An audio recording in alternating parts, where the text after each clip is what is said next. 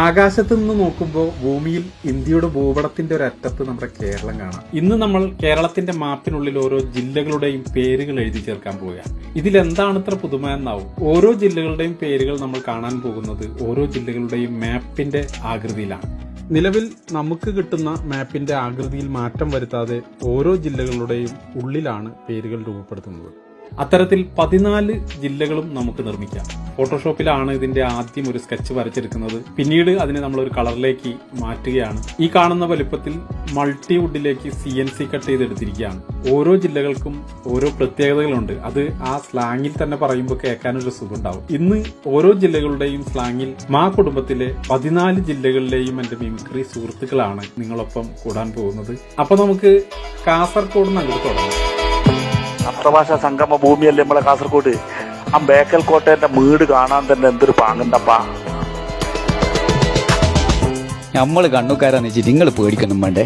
നമ്മള് ഭയങ്കര പാവങ്ങളാ, അതുപോലെ തന്നെ ഭയങ്കര സ്നേഹമുള്ളവരാ. മൊഞ്ചുള്ള അലുവിൻ ബിരിയാണിയും കിട്ടണ ഞമ്മളെ കോഴിക്കോട്. വേം വന്നോളി, കേറിക്കോളി. മാനാഞ്ചിറ മുട്ടായിത്തെരുവ് പോയി കോഴിക്കോട്.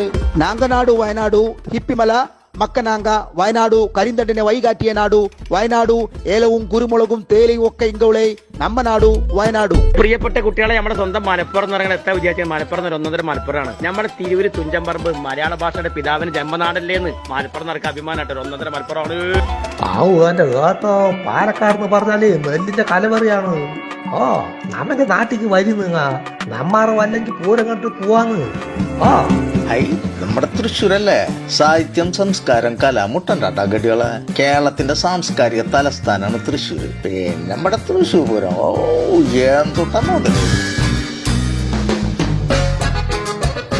എറണാകുളം ജില്ലക്കാരെന്ന് പറയുമ്പോൾ എല്ലാവർക്കും അറിയാടാ, നമ്മ ഒരു സംസ്ഥാനത്തിന്റെ രണ്ടിന്റെയും നടുക്കാണ്. അതാദ്യം മനസ്സിലാക്കുക. നമ്മുടെ ആലപ്പുഴ എന്ന് പറഞ്ഞു കഴിഞ്ഞാൽ കിഴക്കിന്റെ വെനീസാണ് ആലപ്പുഴ. കുട്ടനാടും വള്ളംകളി, നല്ല നാടൻ കരിമീനും കൊഞ്ചും കക്കയും. ആലപ്പുഴ അടിപൊളിയാണ്. പൊന്നടാവേ, ഞങ്ങളുടെ ഇടുക്കി എന്ന് പറഞ്ഞാണല്ലോ വെട്ടിക്കണ്ട് സ്ഥല. ഇഷ്ടംപോലെ ഡാമുകളും മലനിരയിട്ടുള്ളതൊന്നും സ്ഥിരം സ്ഥല കിടക്കും.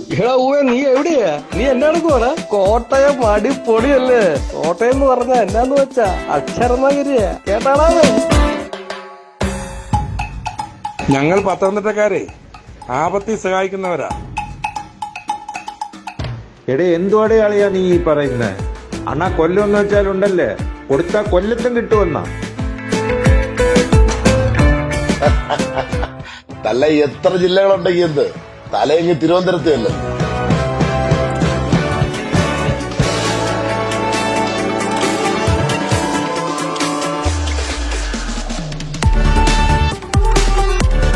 എല്ലാ ജില്ലകളും ഒത്തൊരുമയോടെ കൂടിച്ചേർന്ന് കിടക്കുമ്പോൾ നമ്മുടെ കേരളം കാണാൻ എത്ര മനോഹരമാണല്ലേ.